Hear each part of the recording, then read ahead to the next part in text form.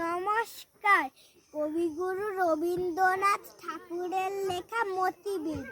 নাম তার মতিবিল, বহুদূর জল।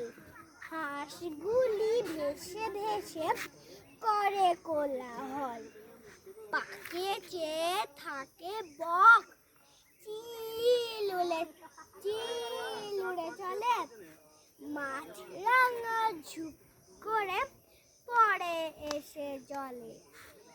হেথা হোথা ডাঙা জাগে, ঘাস দিয়ে ঢাকা। মাঝে মাঝে জলধারা চলে আঁকা বাঁকা। কোথাও বা ধান ক্ষেত, জলিয়া ধোটোবা। তারই পরে রোদ পড়ে, কি বাতাস শোভা। ডিঙি চড়ে আসে চাষি, কেটে লয় ধান। বেলা গেলে গায়ে ফেলে সারি গান।